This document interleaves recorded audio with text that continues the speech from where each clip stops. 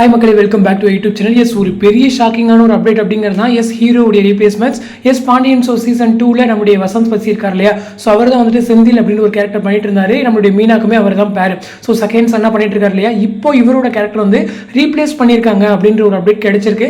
S, இவரை replace பண்ணி நம்முடைய பழைய ஜீவா, நம்முடைய ஆக்டர் வெங்கட், அவர் வந்து ரீப்ளேஸ் பண்ணி ஆக்ட் பண்ணிட்டு இருக்காரு அப்படின்ற ஒரு அப்டேட்.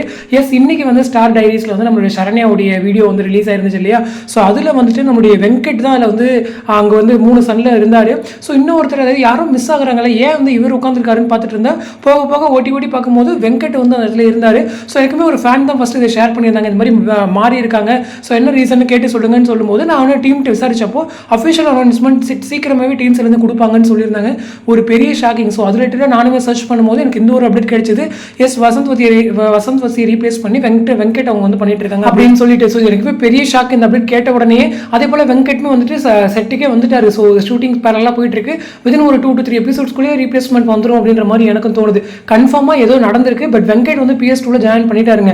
ஸோ ரீப்ளேஸ்மெண்ட்டா இல்லை என்ன ஒரு வேலை நியூ என்ட்ரியே வரான்றது தான் மட்டும்தான் ஒரு டவுட். கன்ஃபார்ம் ஒரு 90% வந்து அவர் ரீப்ளேஸ் பண்ணியிருக்காரு. இது வந்து எனக்கு தெரிஞ்சு ஒரு கன்ஃபார்ம் அப்டேட் அப்படிங்கிறது தான். ஸோ இது ரிலேட்டடாக வசந்த் வசியோடைய அவருடைய போஸ்ட்லாம் செக் பண்ணும்போது ரீசெண்டாக ஒரு பிக்சர் ஒரு கூட போட்டிருக்காரு. என்ன அப்படின்னா, trust the process, your time is coming, so just do the work and results will handle themselves, hold on, be strong அப்படின்னு போட்டிருந்தாங்க. மேபி 11th ஜூலைக்கே அவருக்கு தெரிஞ்சு குவிட் பண்ணிட்டாரா என்னன்றது தெரியல.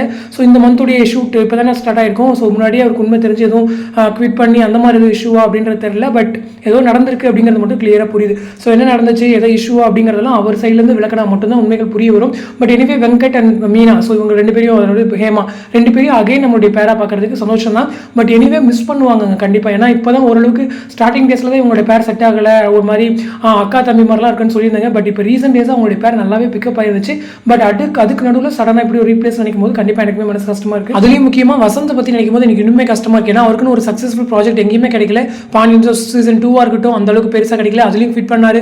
அதுக்கப்புறம் பாரதிதாசன் காலனி வந்துச்சு, அதுவும் சடன் என் பண்ணியாச்சு. இப்போ இந்த ஒரு சீரியல் கிடைச்சது, இதுவும் இந்த மாதிரி இதாகுதுன்னு சொல்லும்போது கண்டிப்பாக அவர் எனக்கு ரொம்ப கஷ்டமா இருக்கு. அதுவே குக் வித் கோமாளி அப்படி தான் போயிடுச்சு. ஸோ வெயிட் பண்ணுவோம் ஆஃபிஷியல் அனௌன்ஸ்மெண்ட் வர வரைக்கும். ஸோ இந்த அப்டேட் பற்றி உங்களோட கமெண்ட் செக்ஷன் சொல்லுங்க. அடுத்த ஒரு இன்ட்ரெஸ்ட் அப்டேட்டோட நெக்ஸ்ட் வீடியோ மீட் பண்ணுறேன். தேங்க்ஸ் ஃபார் வாட்சிங் அண்ட் பை.